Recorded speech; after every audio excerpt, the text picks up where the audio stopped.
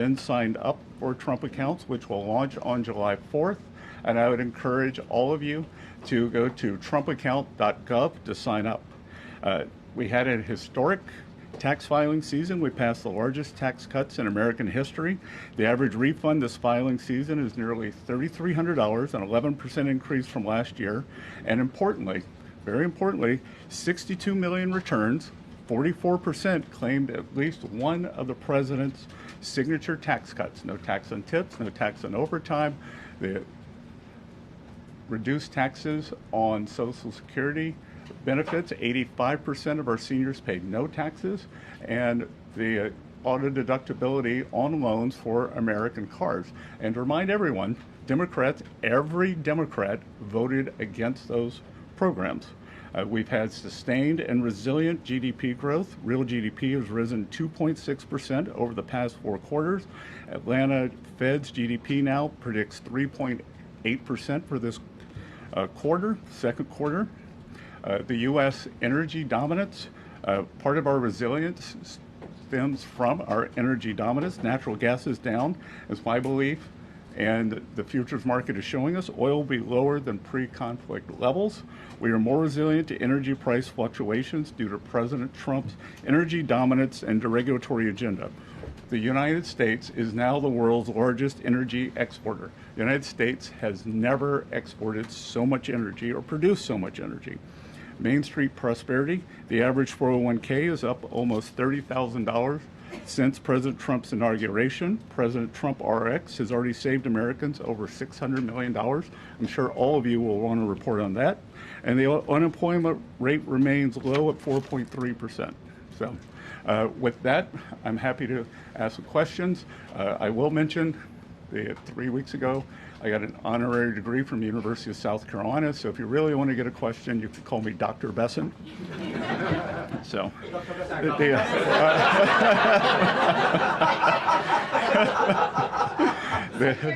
to start with these Trump accounts. You know, there's a lot of people, a lot of working class Americans that maybe don't have the financial expertise when it comes to stock markets and investing in general. In what ways are you guys simplifying this for all those Americans so that it's not just for one class of people, but all Americans can have it? Well, that's a great question, because 38% of Americans have no exposure to equities. They don't share in the great innovation, the machine that is the American economy. Our great capital markets drives our prosperity. So if your child is born during President Trump's administration, Treasury puts in $1,000 as a seed investment. We've also created 6 learning pods, so you can go online to the app that went up today and learn. And I think that this is going to be, I've been a big proponent of financial literacy, and I think this is going to be one of the greatest real-time financial literacy educations in history, because it won't be, there's a street in New York called Wall Street. This is what I don't really understand what happens there. American family is going to be able to look on their phone every day and see, and I think it's going to drive people to try to understand what they've got here. I think we're going to create a generation of shareholders. So Ed? Thank you, Mr. Secretary. I guess first, well, we're starting to see this disruption of the oil supply and through the Strait of Hormuz affect economic data. First, is there a deal on the table for a 60-day ceasefire to continue that? And then second, how fast could inflation then recede or retreat, or is inflation sticky? Because the PCE was at a 3-year high. Well, first of all, PCE today, month over month, was 0.2, which was, we're looking at decimal points, but the estimate was 0.3. So 1 month doesn't a trend make. And what we've seen is actually oil prices are down about 10% in May. There are almost 2,000 ships waiting to come out of the Gulf.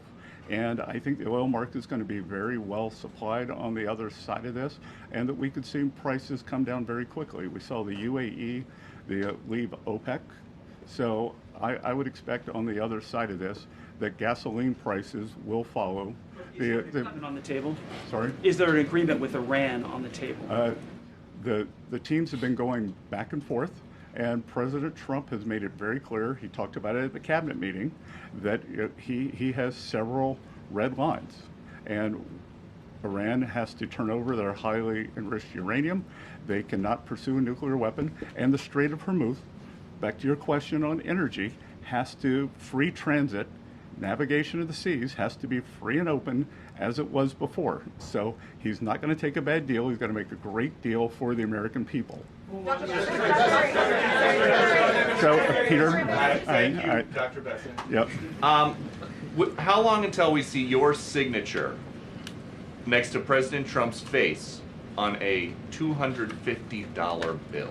Well, again, as Treasury Secretary, I have two mandates for U.S. currency. At present, no living person can be on U.S. currency, and the currency must say, "In God we trust." So right now there is proposed legislation in front of the House, in front of the Senate, to change the first requirement so that a living person, Donald J. Trump, could be on a $250 bill. So it's all in the hands of the, it's all up on Capitol Hill. So at Treasury, we prepare things in advance. So we have prepared in advance that if the legislation is passed, but we will stick to the law. And something that came up yesterday also at the cabinet meeting, President Trump said, Oman will behave just like everybody else, or we will have to blow them up. Are you guys back there in the West Wing making plans for a new war with Oman? Again, I think the president wanted to punctuate freedom of navigation in the strait. I had a call with the Omani ambassador this morning, and he assured me that there were no plans for tolling the strait. As he said, our countries have had 200 years of good relations. He wants to have another 200 more. And I told him that this was a non-starter, and he did not want to risk either the Omani individuals or Omani financial institutions getting sanctioned. Dr. Bessent. Thank you, Mr. Secretary. Is it in the U.S. interest to waive some sanctions on Iran or to unfreeze some of their assets before Iran has made concrete promises about getting rid of their nuclear program? Again, I'm not going to preview the deal, but I would think that the things would go very slowly in terms of that. So we'll see. Dr. Just to follow up on that, because it's our understanding that the U.S. has committed to discussing the matter of sanctions relief during this negotiation period. So just to be clear, is sanctions relief for Iran on the table? Again, it is a multifaceted agreement, and nothing is going to be on the table until we see the Strait of Hormuz open and the Iranians agree that they have to turn over the highly enriched uranium and that they can't have a nuclear program. And to be clear here, that this administration, President Trump, has done something that no other administration has been able to do. We have gotten the Iranians to talk about their nuclear program and to perhaps commit to not having one. That has never happened before. It had been off the table.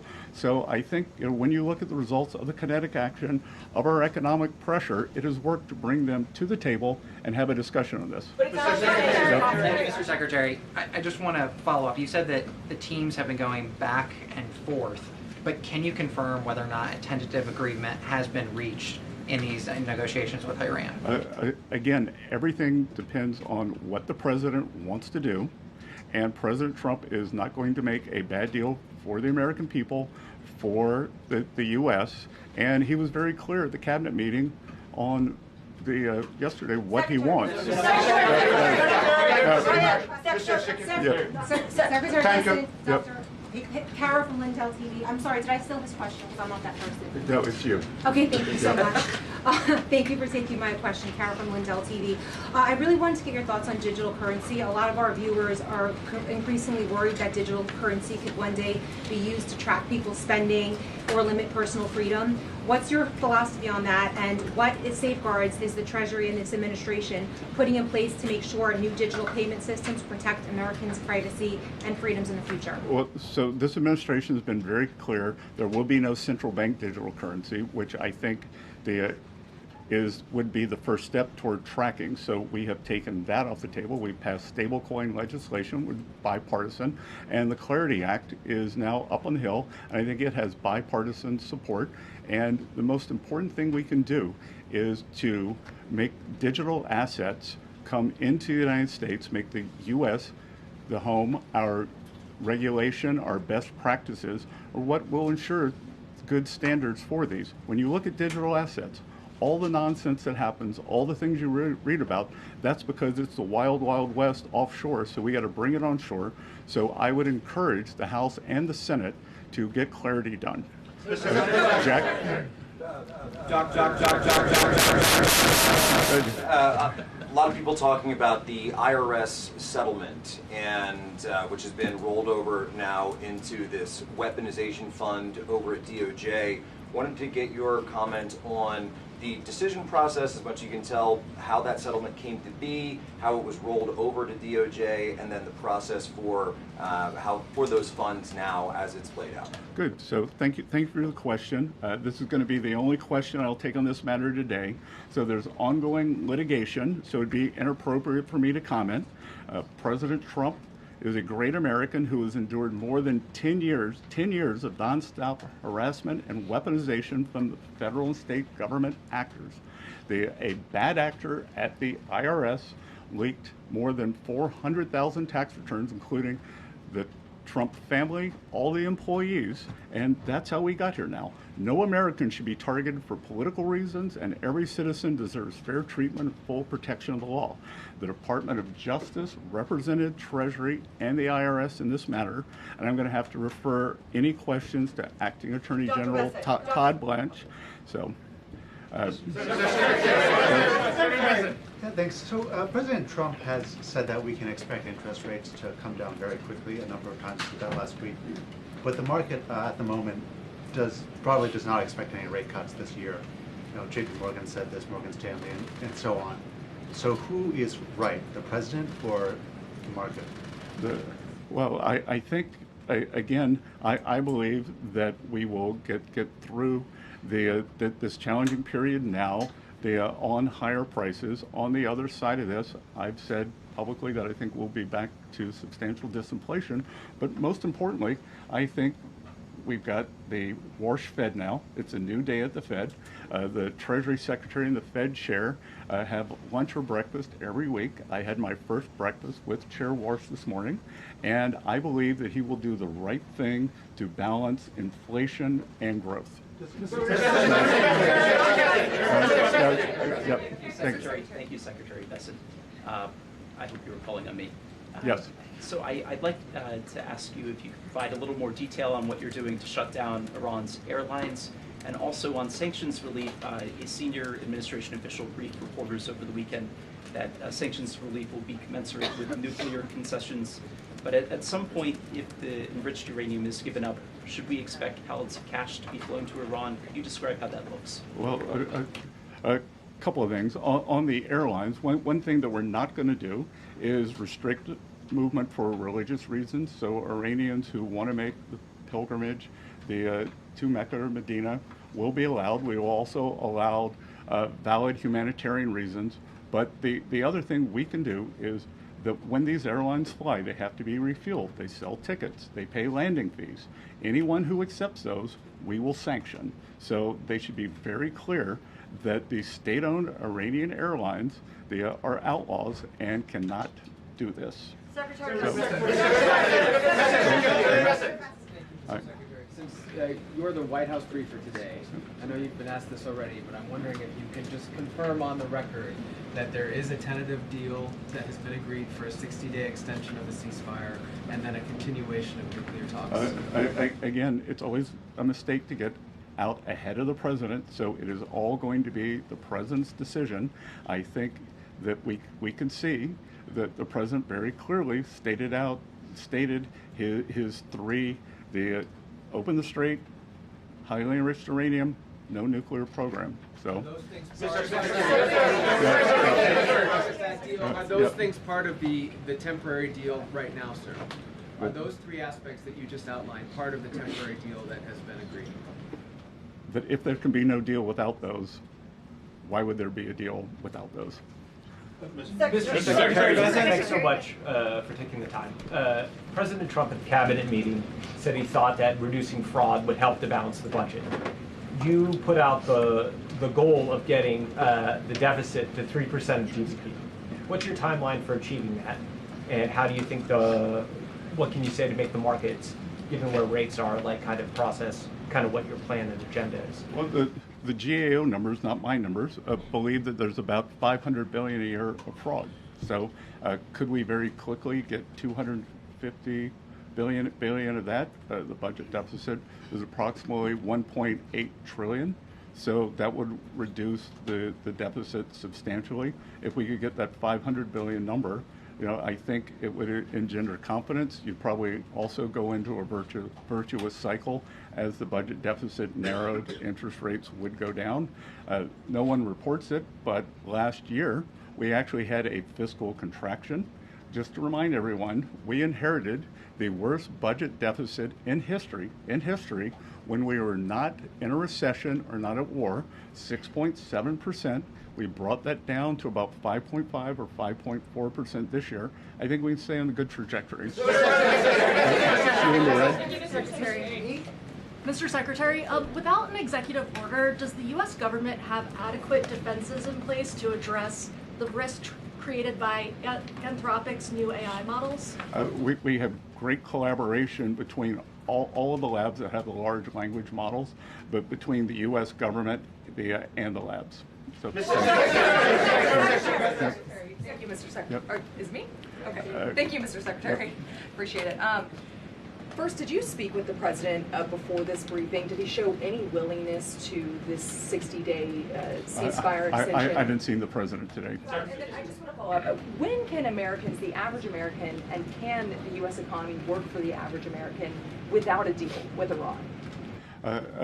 Again, I believe we've already seen oil prices come down substantially.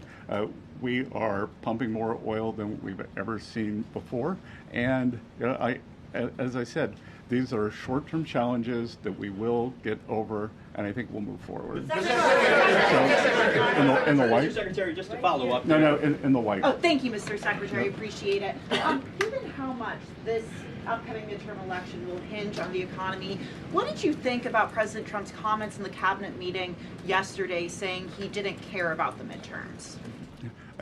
So you're calling President Trump a statesman?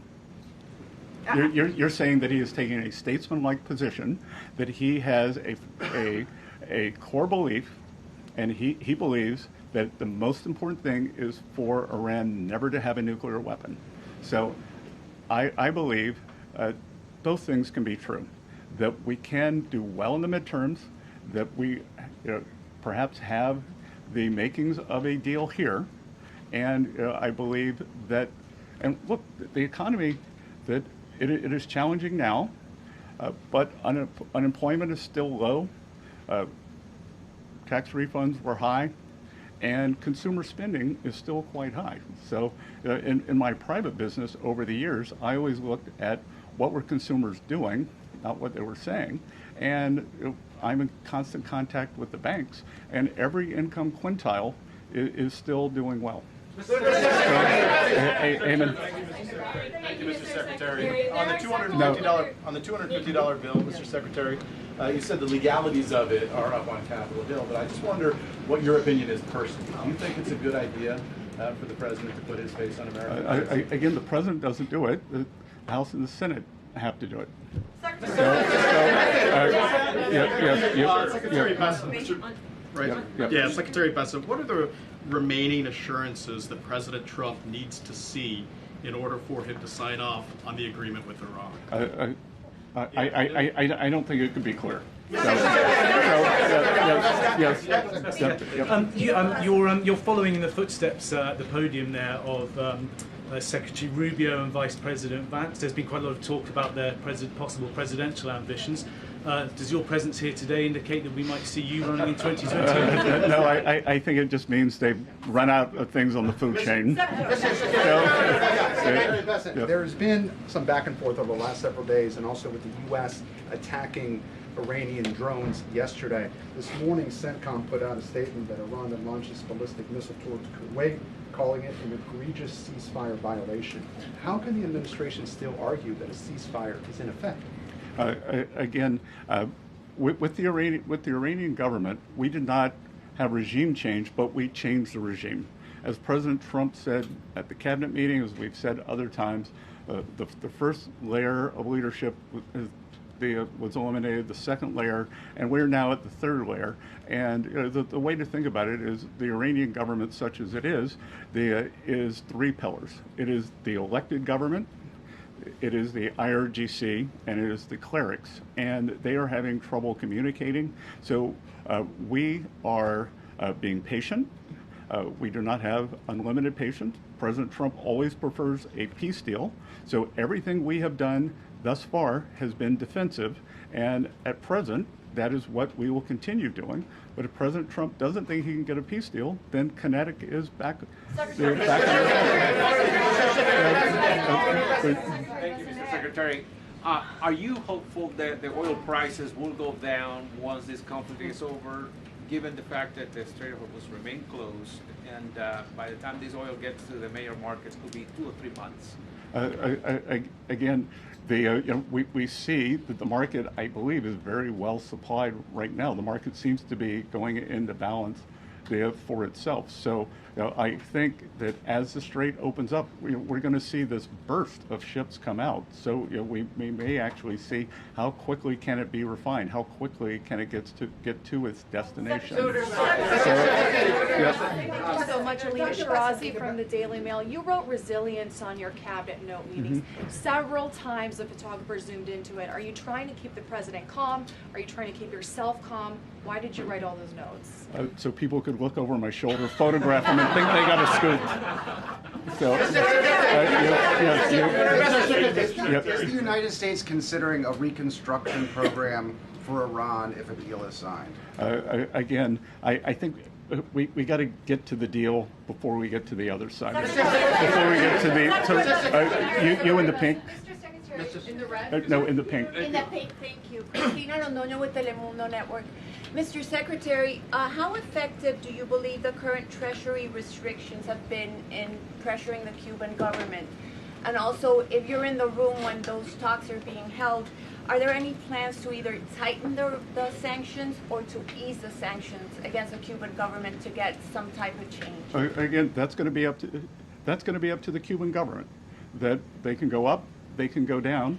That we've tried to get humanitarian aid in, and the regime rejected it. So because they wanted to go through their corrupt system.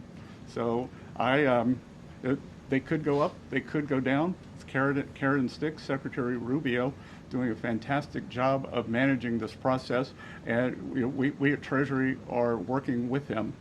So in the red. Reagan Race with the Daily Caller. I want to ask you about Antifa.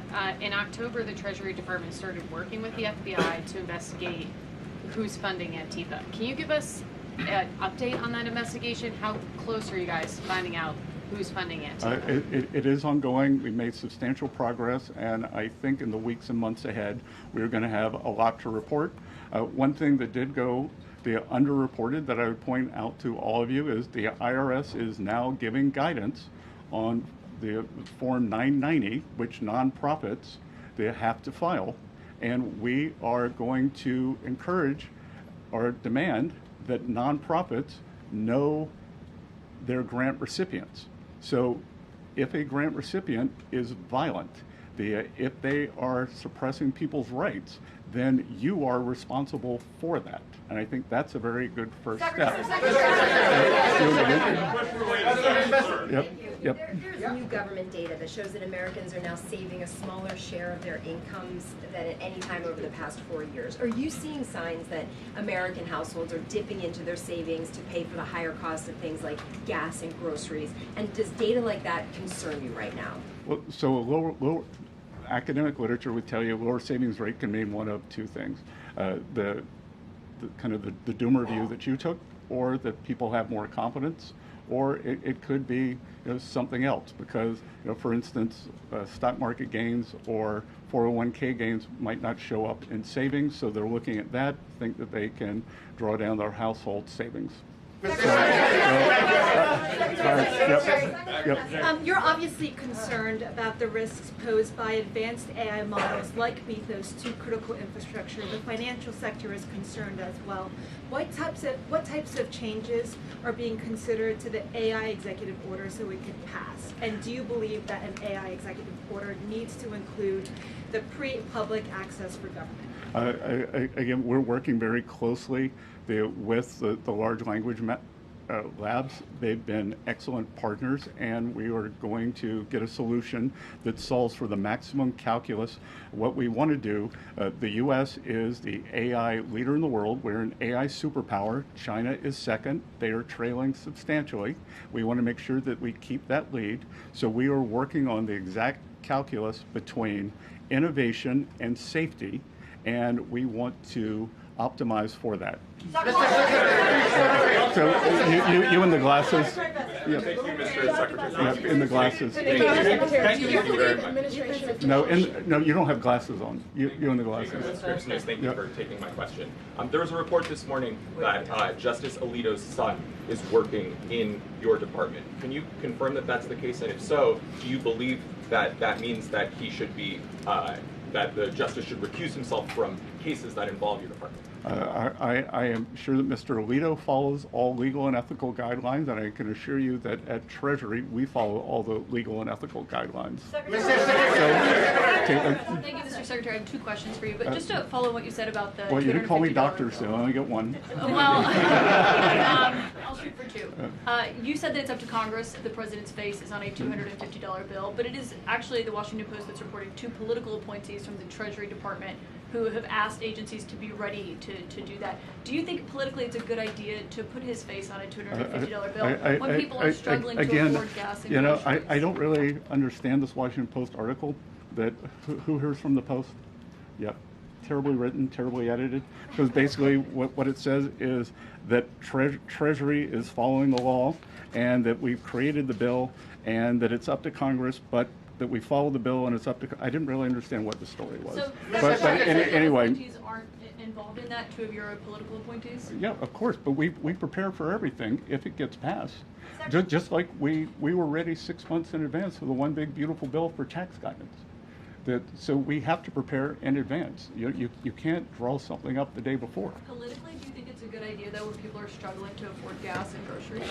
Look, I think it has. I think that it's bifurcated. Do you think we should have a 250th anniversary, the celebration? Well, that's happening anyway. But putting the president's face on a $250 bill is a choice. But Caitlin, it's not happening anyway. It's happening because it's being funded by private citizens, by the federal government, by state governments, by municipal governments to celebrate our country. And I don't think that there's anything untoward about having the President of the United States, the person who was President of the United States, on the 250th anniversary bill. On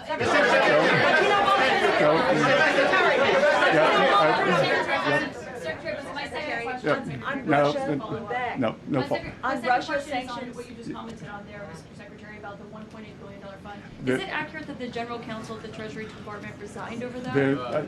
I will not be taking any other questions. I will not be taking any other questions. But you know, Wall Street over here. So, Given the scale of the assault from Russia on Kyiv in recent days, and the fact that diplomacy seems to have settled down, there is no diplomatic talks happening right now between Russia, Ukraine, or the U.S. What about sanctions? Is the U.S. considering sanctions on Russia at this time? Well, the U.S., this administration has put the hardest sanctions on Russia of any country. So let's review how the sanctions regime has gone since the Russian action on Ukraine. Biden administration put on what I would call mild sanctions because they were worried about gasoline prices going up into an election. It would be an unstatesmanlike sanctions. Probably the worst national security advisor in the history of the country, Jake Sullivan, in an act of bravery on his way out the door in January, raised the sanction level on behalf of the Trump administration. We let those in situ when we took office. They fast forward to October, and President Trump instructed me to sanction the two largest Russian oil companies, Lukoil and Rosneft, which we did. No other government has done that. So no one has done more sanctions than the Trump administration on Russian oil.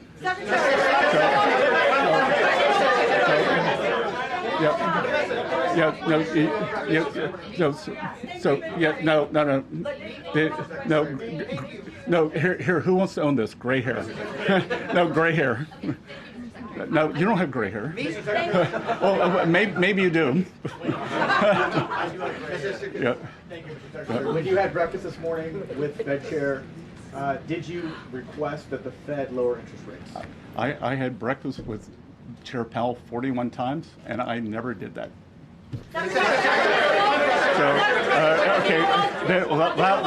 Last question. Thanks, sir. Governor Gavin Newsom has floated this idea of a 100% state tax on Californians who receive money from President Trump's anti-weaponization fund. Your response to the governor's call for 100%? There's no cure for stupid. Okay. Okay. Thank you all.